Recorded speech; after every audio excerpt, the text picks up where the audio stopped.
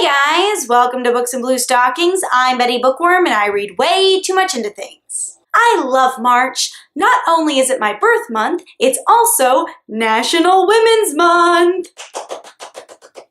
Oh, did you hear that?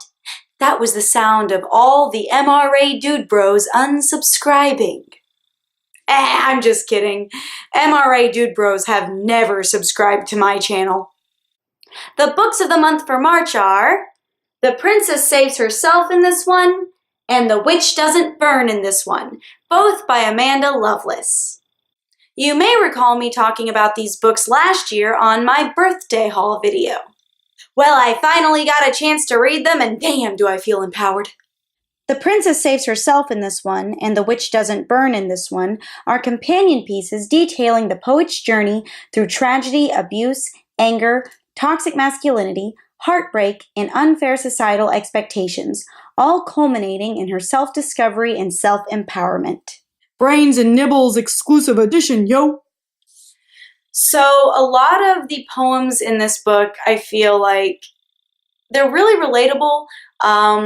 Sometimes I feel when I'm reading them, I feel like they were written just for me, as narcissistic as that sounds. I mean, like they were written for bookworms everywhere, because Amanda Lovelace's bookworminess, that sounds gross, it's very relevant throughout the whole book, throughout both the books. And I think even the first poem in this book, it's very, this is how it starts. I was born a little book mad. I could be found stroking the spines of my books while I sat locked alone inside my bedroom.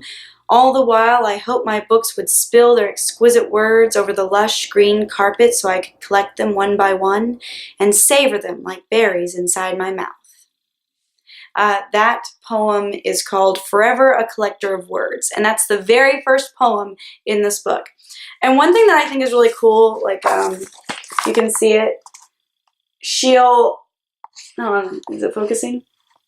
She'll, have words that were written out and then crossed out in, the printed version. It's kind of cool. It kind of gives a sense of, a sense of ownership on it. You get the sense that, if anyone's ever tried to write poetry, there's always a lot of crossouts that happen, because you're just looking for the exact right word. I'm rambling now, but, that's what I do. That's why I write out my episodes, because I ramble so much. This one gives me a lot of hope. There's a lot of hope in her poetry. And I feel like we need that. We really need that nowadays. And I need it for, reasons that I'm sure I'll talk about in more mini vacation episodes. But here's one, and it's called Write the Story. Trees have words the wind cannot carry, so we must write on them their stories until there are none left for them to tell. Yeah, that one just gives me a lot of hope, and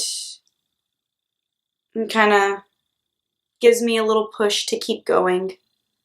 So yeah, I like that one. This one is from The Witch Doesn't Burn in this one, and it's just so angry and visceral, and I freaking love it. All right, this one's called Their Darling Dancing Dolls.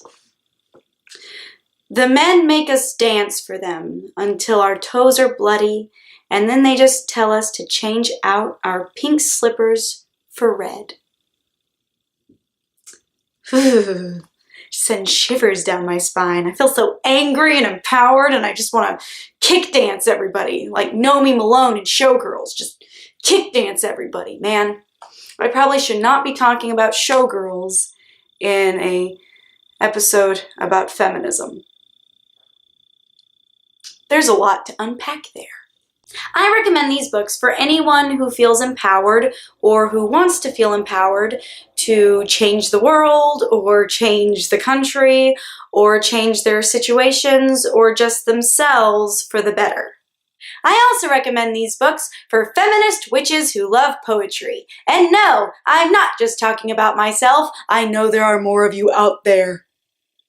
Have you read the books? Do you want to read the books? What did you think about the books? Let me know in the comment section. Thanks for watching. I'm Betty Bookworm, and I read way too much into things.